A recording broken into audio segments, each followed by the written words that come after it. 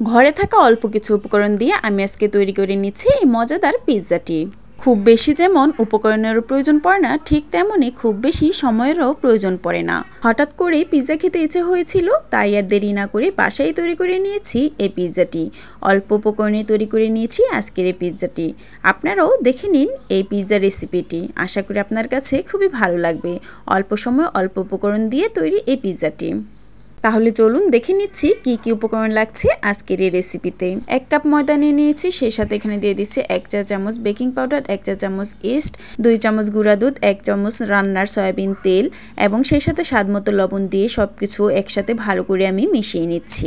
সব উপকরণগুলো ভালো করে মেশানো হয়ে গেলে এর মধ্যে আমি কুসুম হালকা গরম পানি দিয়ে অল্প অল্প করে একটা সফট ডো তৈরি করে নিব। পিৎজার এই ডোটা খুব বেশি শক্ত হবে না, আবার খুব বেশি নরম হবে না, এরকম একটা ডো তৈরি করতে হবে।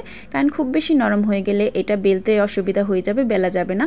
আবার খুব বেশি শক্ত হয়ে গেলেও সেটাও বেলা যাবে না। তো যাই হোক, ডোটা আমার তৈরি করা হয়ে গেছে। এটা আমি 30 মিনিটের জন্য রেস্টে রেখে দিয়েছি। এখানে আমি মুরগির মাংস নিয়ে নিয়েছি, এগুলোকে ভালো করে ধুয়ে পরিষ্কার করে কেটে নিয়েছি এবং সেই সাথে এখানে অল্প অল্প করে মিশিয়ে নিয়েছি অল্প কিছু উপকরণ। এখানে দিয়ে দিয়েছি আদা বাটা এবং রসুন বাটা, দিয়ে দিয়েছি পরিমাণ মতো লবণ, দিয়ে দিয়েছি গোলমরিচের গুঁড়ো এবং সেই সাথে দিয়ে দিয়েছি সয়া সস এবং টমেটো সস দিয়ে এগুলোকে ভালো করে মিশিয়ে নিচ্ছি। তো সব কিছু যখন ভালো করে মেশানো হয়ে গেছে, এখন আমি এগুলো চলে যাব চুলায় রান্না করার জন্য। তো আমি একটা প্যান বসিয়ে দিয়েছি, প্যানের মধ্যে হালকা একটু তেল দিয়ে দিয়েছি। তেলটা একটু গরম হয়ে আসলে এর মধ্যে আমি মুরগির মাংসগুলো দিয়ে দিয়েছি এবং সেই মাংসগুলোকে ভালো করে আমি ভেজে নিচ্ছি। এইগুলো আমি এতটাই ছোটো করে কেটেছি যে এগুলোকে ঢেকে রান্না করার দরকার নেই, এগুলো এমনিতে সিদ্ধ হয়ে যাবে। তো 3 থেকে 4 মিনিট আমি এগুলোকে, সর্বোচ্চ 5 মিনিট সময় লাগবে, আমি এগুলোকে ভালো করে ভেজে নিয়েছি এবং সেই সাথে দেখে নিয়েছি যে এগুলো সেদ্ধ হয়েছে কিনা। তো মাংসগুলো আমার সেদ্ধ হয়ে গেছে, আমি এগুলো এখন চুলা থেকে নামিয়ে নিব। এদিকে আমার 30 মিনিট হয়ে গেছে। তো আমি ডোটাকে ভালো করে হাতের সাহায্যে একটু মথে নিয়েছি এবং ডোটাকে 2 ভাগে ভাগ করে নিয়েছি। তো একটা ভাগ নিয়ে আমি এগুলো বেলুন পিঁড়ির সাহায্যে বেলে নিচ্ছি। তো এরকম একটা রুটি তৈরি করতে হবে, খুব বেশি ভারীও না আবার খুব বেশি পাতলাও না, এরকম একটা রুটি তৈরি করতে হবে। তো যাই হোক, রুটিটা আমার তৈরি করা হয়ে গেছে। তো আমি এখানে একটা স্টিলের প্লেট নিয়ে নিয়েছি এবং প্লেটের মধ্যে কিছুটা তেল ব্রাশ করে নিয়েছি। এখন আমি রুটিটাকে সেই প্লেটের মধ্যে রেখে দিয়েছি এবং উপর থেকে একটা কাঁটা চামচের সাহায্যে এইভাবে দাগ দাগ করে দিয়ে দিয়েছি। এখন আমি এখানে উপর থেকে সস দিয়ে দিয়েছি, টমেটো সস। তো আমি সসটাকে ভালো করে উপর দিয়ে দিয়েছি এবং সেই সাথে উপর থেকে দিয়ে দিয়েছি যে মুরগির মাংসগুলো রান্না করে রেখেছিলাম সেগুলো।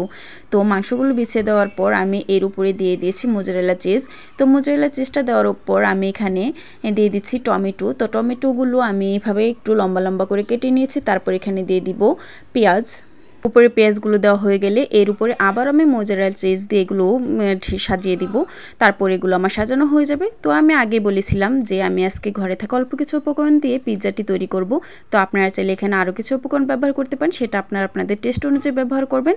তো যাই হোক, এগুলো আমার সাজানো হয়ে গেছে। এখন আমি চলে যাব এটাকে রান্না করার জন্য।